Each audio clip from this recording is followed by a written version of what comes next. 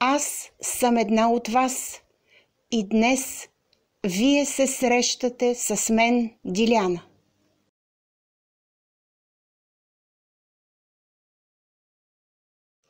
Скъпи приятели, здравейте! Аз съм Диляна. Благодаря ви, че днес отново сте с мен. Днешното видео е посветено на една тема, за която аз ви обещах.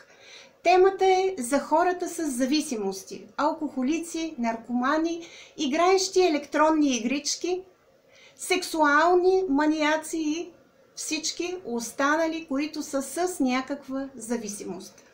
Преди да ви разкажа историята, която съм подготвила за днес, искам да обърна внимание на няколко неща, които са характерни за всичките тези хора. Кои са тези неща?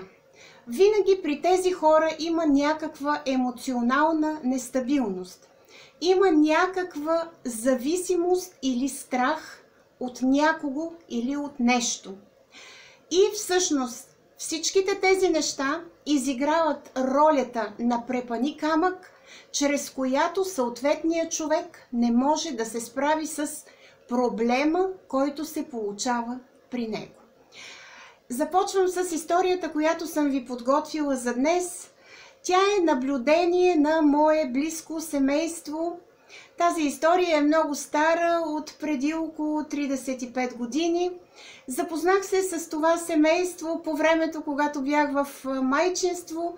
Живеех вече в София и по това време, времената бяха други, както казваме ние, всичките онези неща, които ние имахме като проблеми, си ги обсъждахме там с колежките по майчинство в кавички, в градинките, докато разхождахме дечицата, докато те си играеха на пясъка, докато ги гледахме заедно.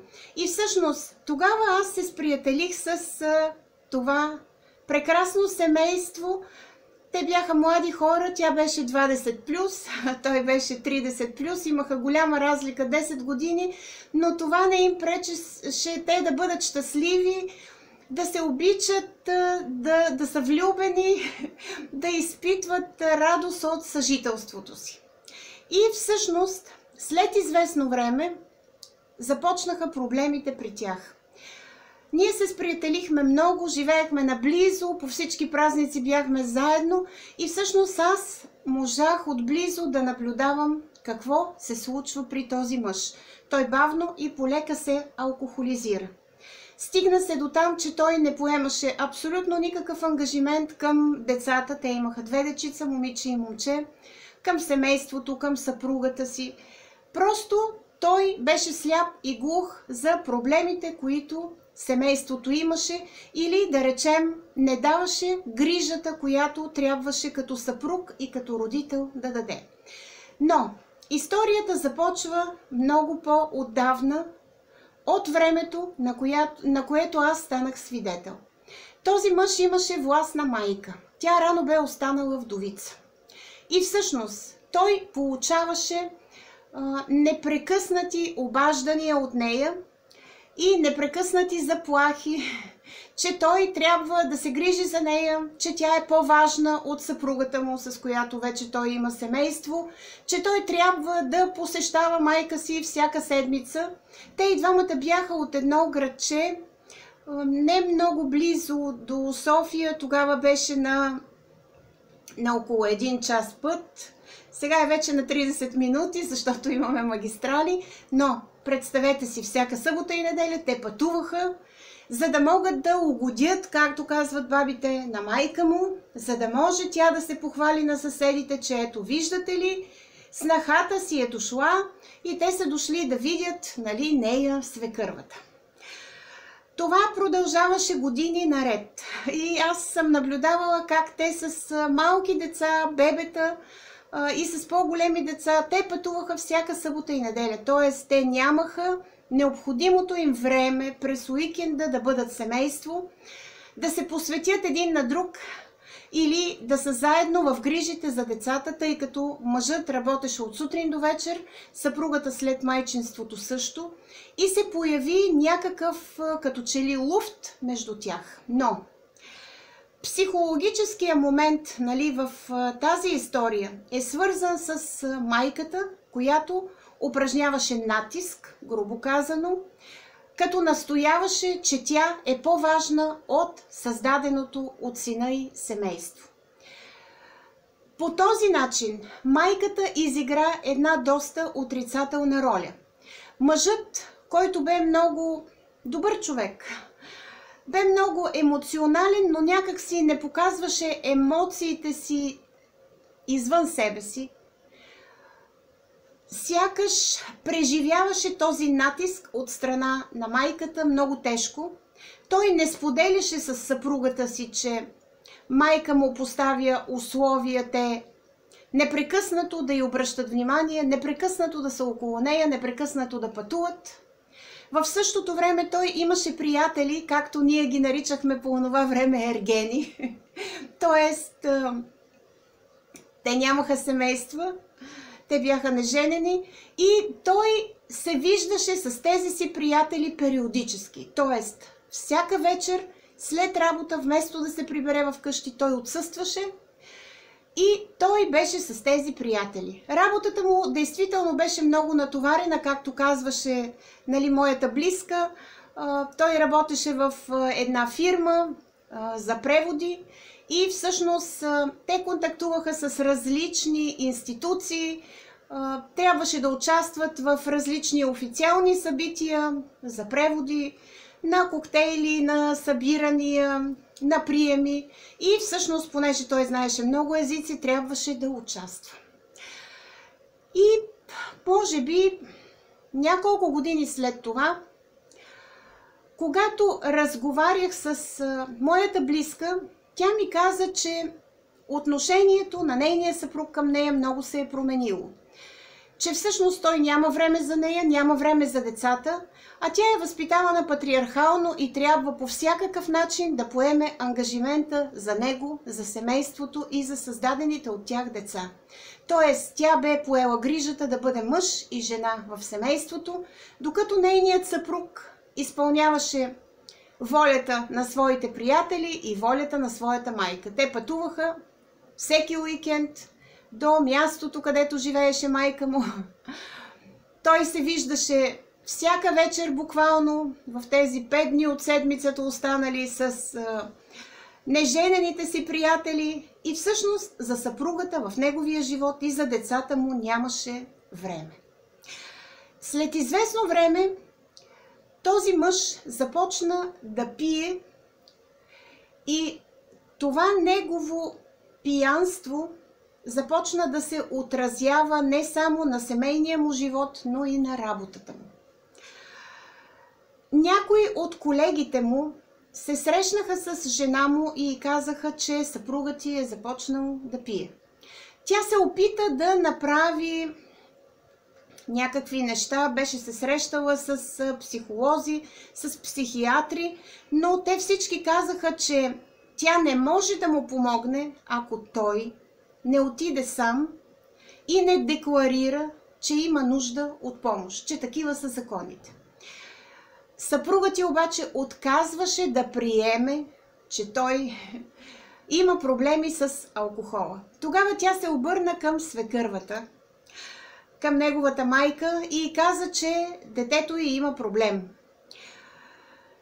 Свекървата, която бе цял живот като майка орлица за своя син, не се съгласи, че синът ти има проблем. Тя каза, че тя снахата си измисля и че нейният син не пие. По този начин този мъж не бе подкрепен от онази, която го е родила, която даваше команди и която настояваше да бъде номер 1 в живота му. Какво се случи по-нататъка? Аз съжалявам, че разказвам всичките тези детайли от историята, но после искам да коментирам всеки един от тези детайли. След това мъжът от това семейство се пропи толкова много, че вече трудно можеше да ходи на работа. Но преди това си спомням, че ние присъствахме на един негов рожден ден. Той бе навършил 40 години. По принцип в България 40-та година не се празнува, но някои хора си я празнуват и не вярват в тези суеверия.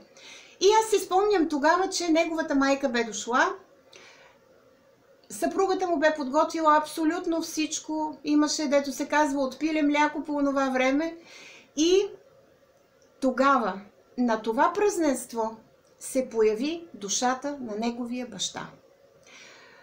Той бе починал много отдавна и на мен ми беше много странно. Аз не го знаех как изглежда. Аз описах на тях двамата как изглежда този човек. И всъщност те казаха, че действително неговия външен вид е бил такъв. Тогава бащата на този мъж се обърна към него и му каза: ти сега си на 40 години. Ако ти не спреш сега да пиеш алкохол, към твоя 43-та година ти ще станеш много зле. Ти трябва да потърсиш помощ сега. Ако ти не потърсиш помощ сега, ти ще умреш на 50 години. Майката на този мъж и той самият не се отнесоха изобщо сериозно към това, което аз им казах от срещата с бащата и с съпруга й. И всъщност след това ние повече не се видяхме в такъв близък план, за да разбера доколко така те са осъзнали казаното от мен. Какво се случи след това? След няколко години ние се видяхме с това близко семейство. Нещата при тях бяха доста счупени. Те не живееха добре, мъжът се беше пропил окончателно, бе изгубил работата си и разчиташе на заплатата на своята съпруга.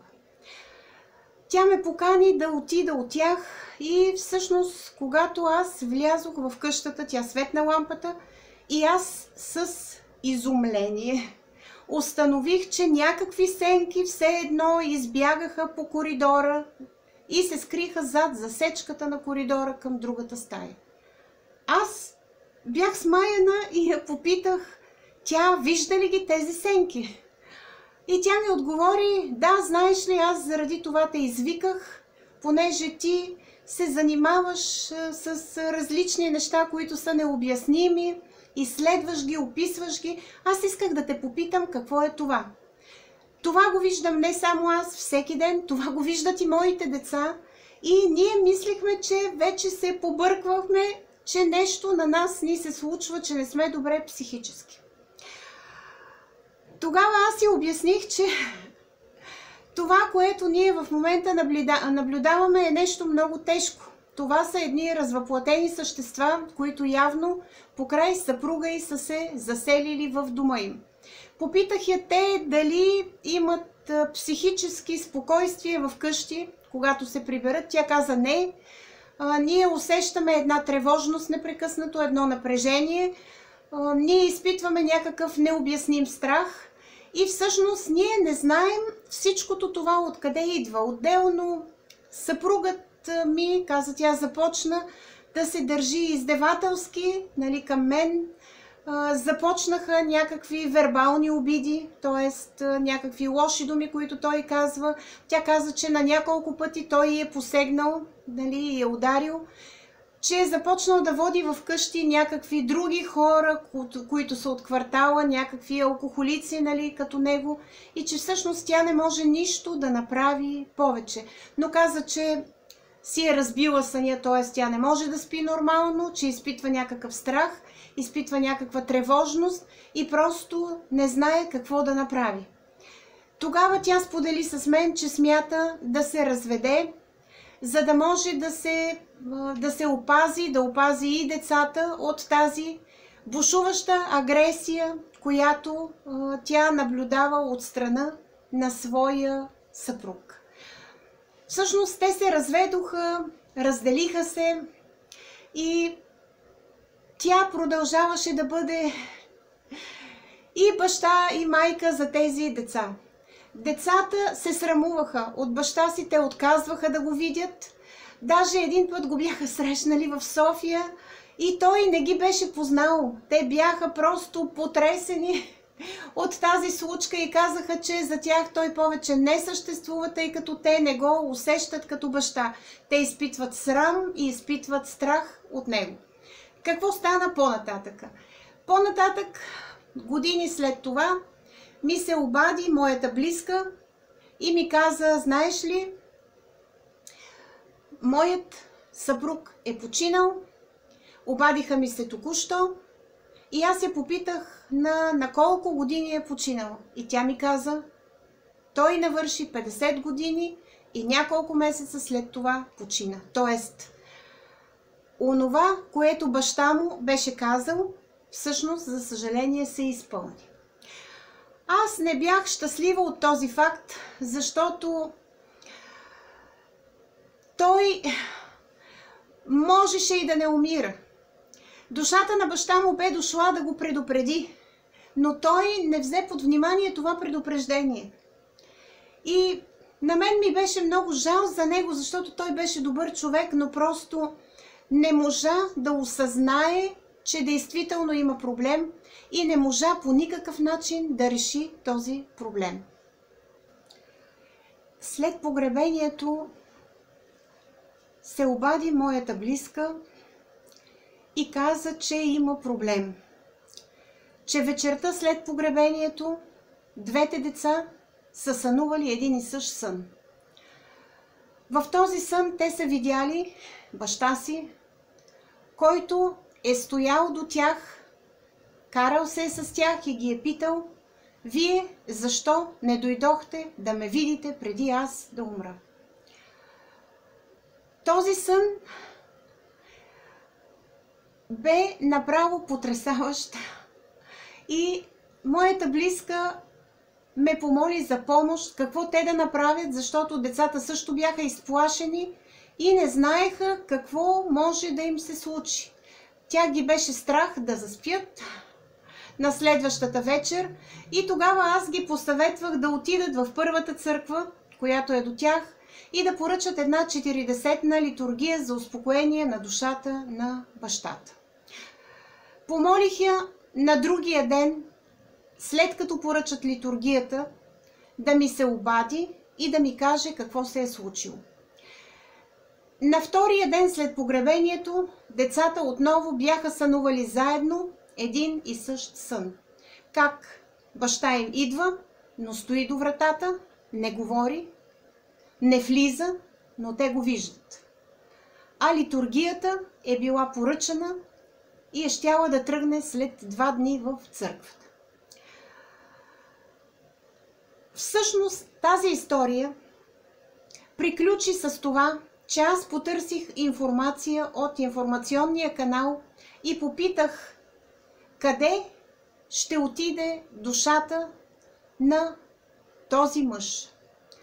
Те казаха, че душата му дълго време няма да се появява в сънищата на децата, нито на съпругата, защото няма да й бъде разрешено след онова, което беше направила, че всъщност тя ще бъде на едно определено място, където трябва да се лекува, образно казано, защото нещо в нейната матрица се е счупило и всъщност тя не е могла да продължи човешкия си живот. Това обяснение на моя информационен канал ме заинтригува много и аз започнах да правя много срещи и проследих много подобни истории. Но искам сега да направя разбор на тази история, която в момента ви разказах. По онова, което изследвах във всичките онези истории, по онова, което наблюдавах в тази история, аз направих своите изводи и всъщност сега аз ще ви ги кажа един по един и ще илюстрирам с части от историята. За да може един човек да прояви зависимост, независимо каква е тя, дали е зависимост от алкохол, зависимост от наркотици зависимост от секс, зависимост от електронни игри, зависимост от карти и така нататък, той трябва да бъде психически нестабилен. Това е първото. Психическата нестабилност може лесно да се определи от това дали човек изпитва страх от нещо, дали по някакъв начин върху него може да се упражнява натиск, дали по някакъв начин, ако някой проявява претенции към него, той изпитва страх и отговаря, нали, и изпълнява тези претенции и онова, което му бъде оказано. Тоест, в случая, този човек изпитваше страх от майка си, тя упражняваше натиск върху него, т.е. той бе психически лабилен, той бе емоционално нестабилен, защото той не можеше да се опълчи срещу майка си, срещу онова, което тя изискваше.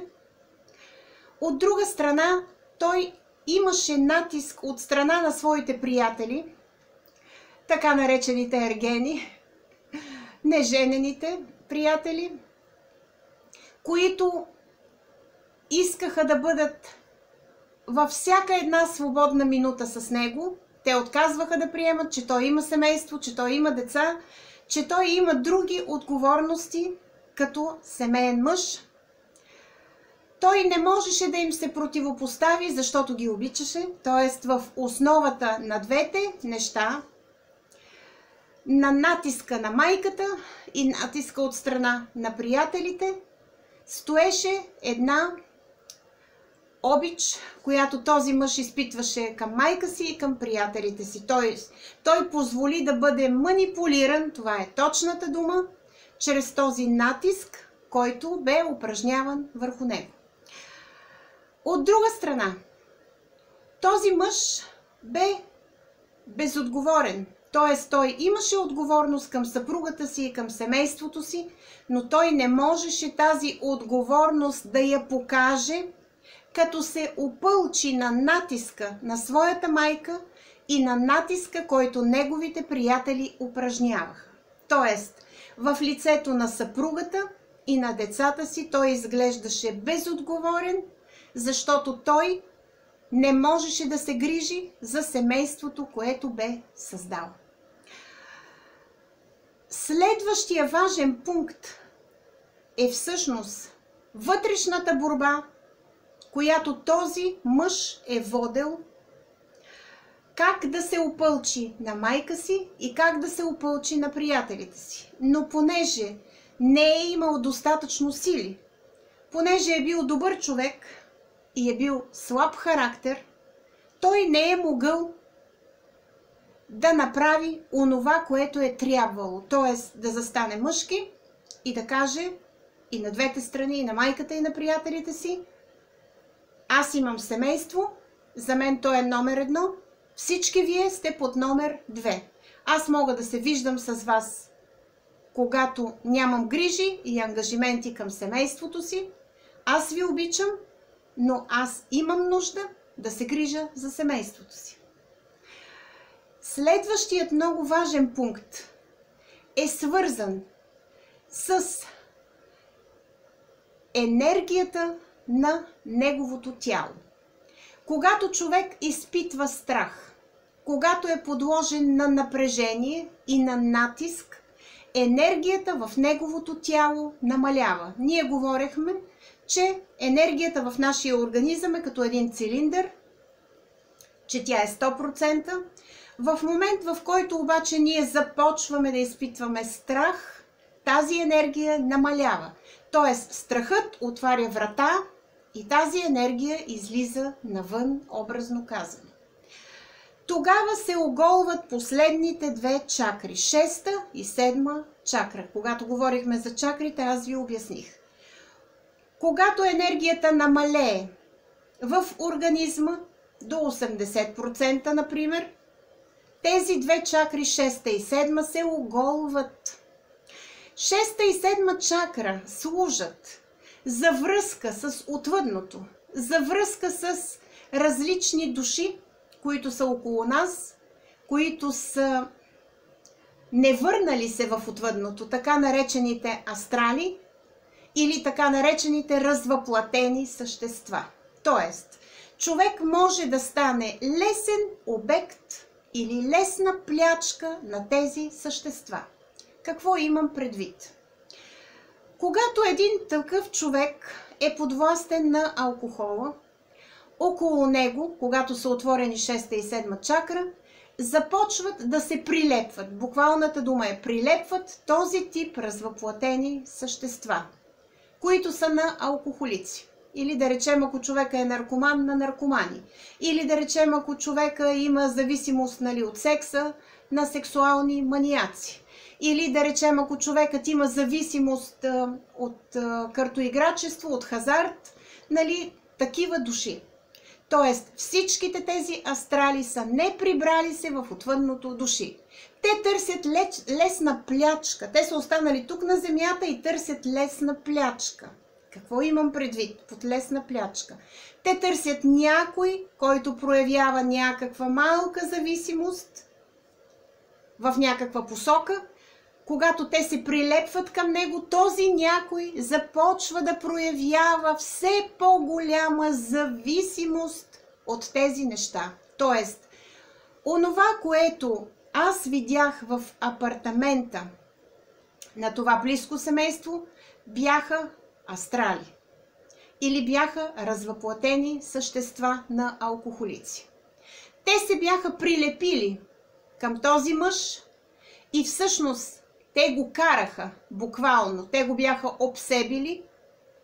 Нямам представа душата му дали е била изместена, защото съпругата му споделяше, че на моменти този човек не е същия, че няма помен от него, че той се държи неадекватно, все едно не е в тялото си. Възможно е той да е бил буквално обсебен от тези развъплатени същества.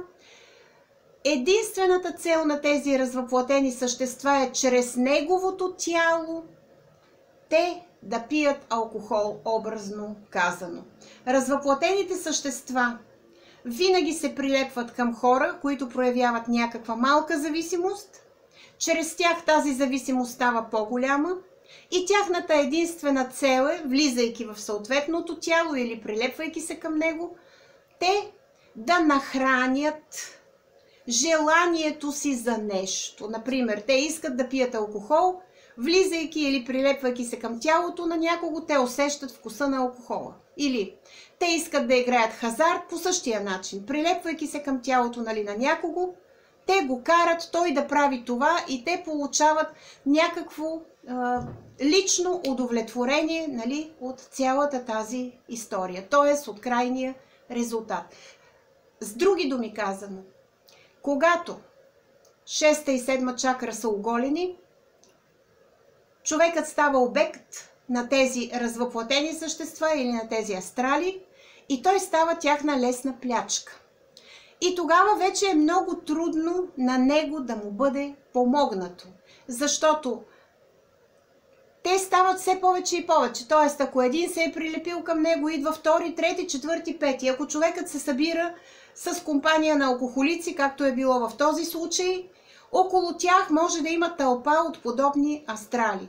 Тоест, подобна зависимост, проявена след оголването на 6-та и 7-ма чакра, е видима, така да го кажа, видима отстрани за тези развъплатени същества и те буквално идват и се прилепват към такива хора и понякога в кръчмите, когато се съберат, нали, няколко човека, които са зависими от алкохола, ние ги наричаме алкохолици, или бабите ги наричат още пияндета, така да се изразя, около тях все едно има една такава лоша енергия. И повечето хора, които са там, нали, в кръчмата, така да се изразя, нали, по-народному, започват да странят от тези хора, започват просто да си тръгват, без да имат някакво обяснение защо правят това нещо. Това е защото енергията на развъплатените същества е разрушителна енергия. Тя води към смърт, така да се изразя. Когато ние сме в човешкото си тяло, ние имаме една живителна енергия. Тоест, ние искаме да живеем, да вървим напред, да следваме плана на нашия живот. И всякаква подобна ниска, тежка енергия на нас ни е чужда и всъщност ние я избягваме. Тази е причината покрай алкохолици, където и да са те, да не остават други хора, да не желаят да са около тях или да се събират с тях. Така, и сега, ако трябва в няколко точки да обобщя онова, което казах до момента, кои са условията, за да се получи зависимост при определения човек? Първото условие е той да бъде подложен на натиск, независимо от страна на кого. Може да е натиск от страна на неговите родители, може да е натиск от страна на неговата съпруга, може да е натиск от страна на приятелите му. Или, да речем, в служебно обкръжение, натиск от шефове, от началници, от някакви колеги, с които той е в контакт. Второто условие – този човек да не може да проведе вътрешната си борба по отношение на това, кое за него е важно. В случая, в историята, която ви разказах, мъжът не бе могъл да проведе вътрешната си борба, за да може да се опълчи към майка си и към приятелите си. Просто да декларира себе си, да заяви, че той не е съгласен с начина, по който те искат да го манипулират. Третото условие – мъжът да декларира емоциите си публично. Да се обърне към майка си и да каже: аз не съм съгласен. Да се обърне към приятелите си и да каже: аз не съм съгласен с начина, по който вие действате срещу мен. Четвъртото условие – той да не изпитва страх. Защото казахме, страхът е врата, която се отваря и през която енергията на организма му изтича. Петото условие – той да потърси помощ. Т.е. той да е осъзнал вътре в себе си, че има проблем и да потърси помощ. Всичките тези 5 условия ние можем да ги наблюдаваме не само при алкохолиците, не само при наркоманите, не само при картоиграчите, не само при сексуалните маниаци, а при всички други хора, които проявяват някаква зависимост. Когато тези 5 условия са изпълнени, тогава човекът става лесна плячка на астралите, това за което говорих преди малко.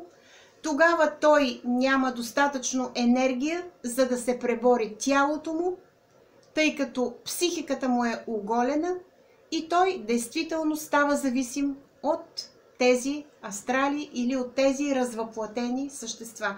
Наричаме ги още развъплатени същества, защото това са души, които са били в плът, т.е. в човешко тяло, но след смъртта си, след смъртта на тяхното тяло, те не са се прибрали в отвъдното, а са останали да бродят тук по земята. И затова ние ги наричаме понякога и бродещи астрали.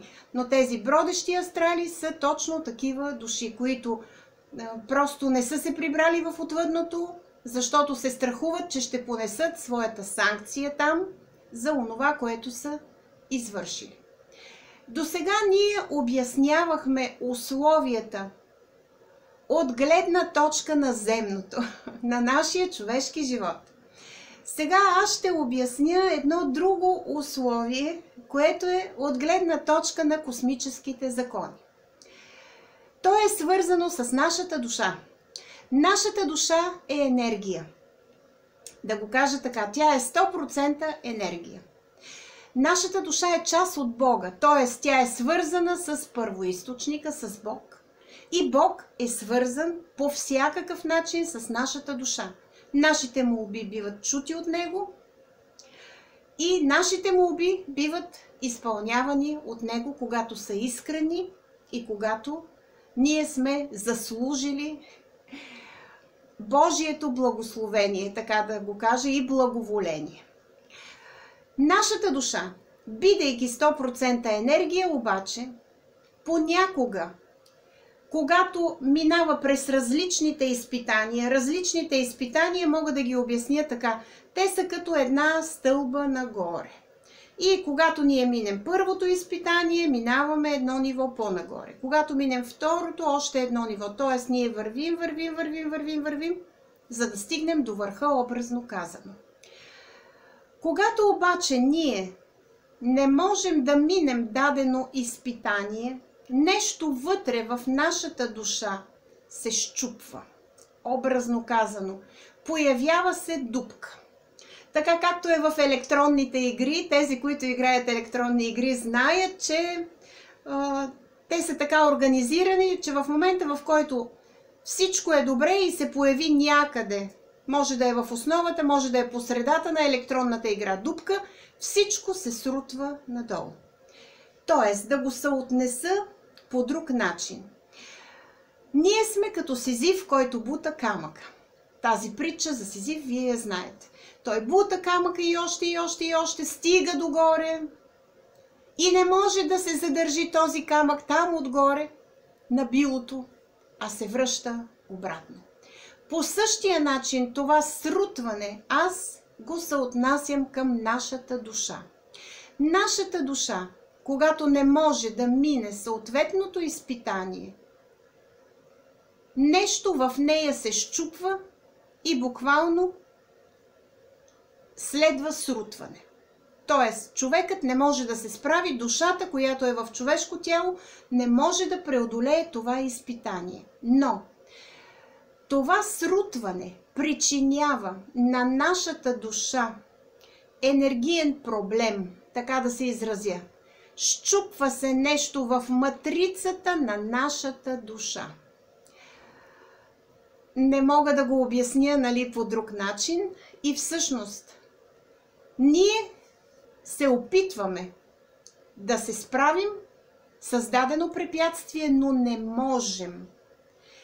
И понеже не можем, се оставяме в ръцете на Бог. Тоест, когато ние осъзнаем, че имаме някакво препятствие и не можем да се справим с него, когато ние се усещаме слаби, ние имаме нуждата от Божията сила и от Божията закрила. И тогава, оставяйки се в ръцете на Бог, но признавайки, че ние сме слаби, че ние не можем да се справим с това препятствие, ние очакваме Неговата сила и Неговата подкрепа. По този начин ние получаваме достатъчно енергия, за да може тези две последни чакри, т.е. ако енергията в организма ни е останала на 80%, да бъдат запълнени. И тогава нашият организъм разполага с енергия на 100%. Това е по физическия план. По космическия план нашата душа получава достатъчна енергия, за да може тази дупка, образно казано, да бъде запълнена. Но не винаги. Понякога има души, които се прибират в отвъдното на алкохолици, на наркомани и те имат нужда да бъдат поправени. Поправени е точната дума, защото нещо в тяхната матрица е счупено. А е счупено нещо в тяхната матрица, защото по време на тези страдания и изпитания в земното училище те са постъпили неправилно. Те са тръгнали по кривата пътека, така да се изразя. Те не са тръгнали по онзи път, който им е бил определен от плана, който е даден от отвъдното. Те просто са объркали пътя. Те са се заблудили и всъщност са станали, както в случая, обект или лесна плячка на някой, който им е помогнал да се срутят, т.е. да тръгнат към смъртта и да се приберат отново в отвъдното. Те имат нужда да бъдат поправени, но това поправене не става бързо. Значи понякога то може да отнема много години. По отношение на човешкия живот то може да отнема, да речем, 20, 30, 40, 50 човешки години. Защо казвам всичкото това? Защото връщам се към историята, с която започнах. Аз говорих с моята близка. Говорим някъде 16-17 години след смъртта на нейния съпруг. Дали децата му са го сънували? И тя сподели следното с мен, че те действително на няколко пъти са го сънували, но той е стоял настрани, той не е идвал към тях, той не е говорил, само е показвал различни неща. Какво означават тези сънища? Че душата на този човек все още не е излекувана там горе в отвъдното. Той все още не е отишъл към онова ниво, което му е определено. Тоест, матрицата на неговата душа все още не е поправена и той не може да бъде върнат отново към прераждане. Това е според космическите закони. Какво бихме могли да направим, ако в нашето обкръжение или в нашето семейство имаме човек с подобна зависимост, независимо дали става дума за алкохол или за останалите зависимости, които вече няколко пъти изброих? Първото, което можем да направим, е да не го отритваме, а да видим откъде всъщност идва натискът върху него. Защото когато има натиск и човекът не желае да сподели, че съществува такъв натиск, той прибягва до някоя от тези зависимости. Независимо дали започва да пие алкохол, или започва да играе на карти, или се пристрастява към дрогата или към електронните игрички, той иска по някакъв начин вътрешно в себе си да отговори на този натиск, на това издевателство върху него, за да може някакси да избалансира. Защото той се усеща оцелен от този натиск върху него, независимо от кого е проявен този натиск. Така че, ако имаме човек, който отключва подобна зависимост, ние наистина трябва да проверим кой упражнява натиск върху него. Второто, с което можем да помогнем, е да не го освобождаваме от отговорностите, които той има към семейството. Какво имам предвид? Моята близка беше баща и майка за тези деца. Тя правеше абсолютно всичко. Мъжът ти беше като гост в къщи. Той идваше като на хотел. Тя беше свършила абсолютно всичко. Беше сготвила, изправила, отгледала децата. Той нямаше какво да прави вкъщи. Той просто идваше като на хотел. Той имаше достатъчно свободно време, за да го посвети на онези, които упражняваха натиск върху него. Или претенции, или изисквания. И ние не бива никога да правим подобно нещо. Ако имаме човек с зависимости в обкръжението си, нека той да продължи да поема отговорността, която е поемал до момента. Тоест ние да не го освобождаваме от тази отговорност. Третото, което бихме могли да направим, е да се опитаме да му помогнем, той да осъзнае, че има проблем. Това е много трудно, но не е невъзможно. Защото в момента, в който този човек осъзнае, че има проблем, той сам ще пожелае да потърси помощ. Какво правят обаче хората? Те хващат човека за ръка и започват да го водят по доктори, по психиатри, по психолози, т.е. за да е чиста тяхната съвест.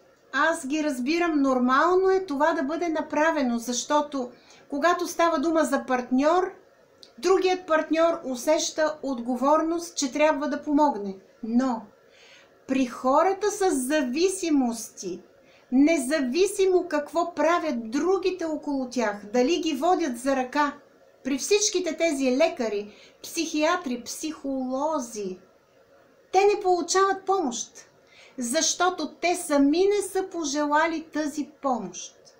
Тоест, това е едно от най-важните условия. Човекът сам да е осъзнал, че има проблем и сам да пожелае по някакъв начин този проблем да бъде разрешен. И четвъртото, също много важно условие е този човек да разговаря открито за нещата, които чувства, за онова, което изпитва вътре в себе си, т.е. тази емоционална черупка, която той е създал вътре в себе си.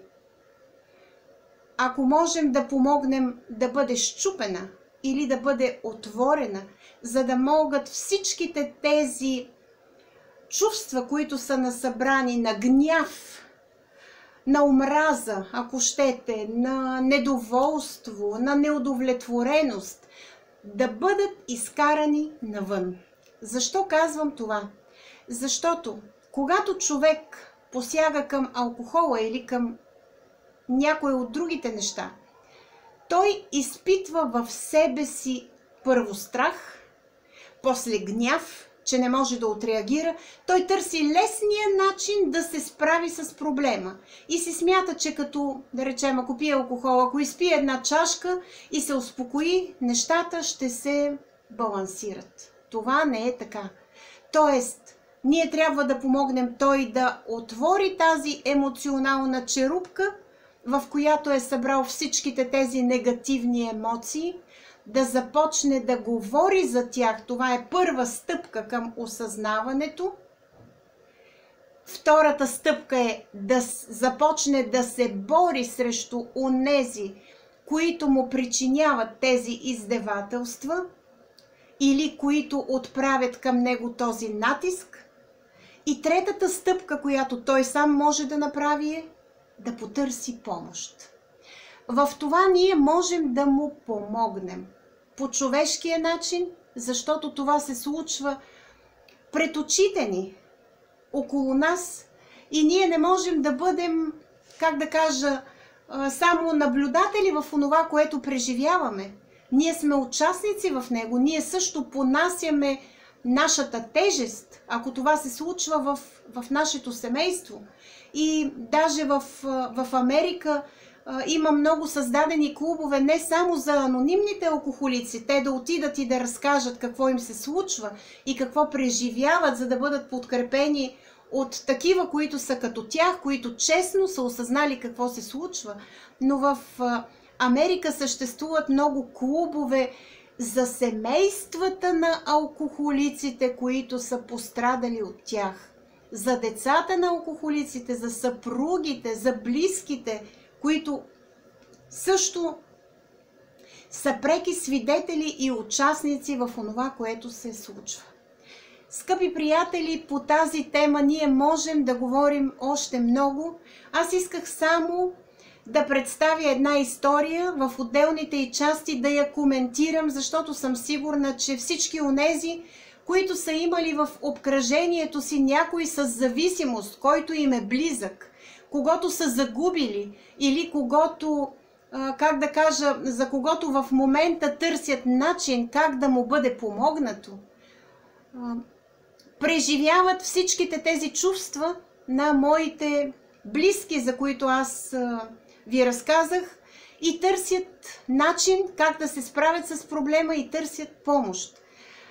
Аз бих могла да направя цяла поредица от видеа за хората с зависимости, но на този етап смятам, че не е необходимо, тъй като това видео дава цялостно стъпките и онова, което се случва, но ако вие проявявате интерес, по-нататък аз мога да продължа. Благодаря ви от сърце, че днес бяхте с мен. Това видео отново стана много дълго, но трябваше действително да изясня кои са отделните пунктове в онова, което хората с зависимости преживяват и онова, което техните близки усещат. Нека в този живот да се опитваме да живеем според нашите виждания и разбирания. Нека да си даваме право да имаме личен избор и свободна воля. Нека винаги да казваме честно пред себе си: сгреших в това и това, но си признавам честно и продължавам напред по пътя си. Нека да се радваме, че сме тук и сега в този живот и да не позволяваме на подобни издевателства да унищожават пътя на нашата душа. Нека да бъдем онова, за което сме дошли, и нека да останем в сърцата на всичките онези, които ни обичат, онези светли и добри хора, които са направили всичко възможно да изживеят живота си според космическите закони, да дават любов, да получават любов, да пръскат около себе си светлина и радост. Благодаря ви от сърце, че днес бяхте с мен. До нови срещи с следващото видео. Довиждане!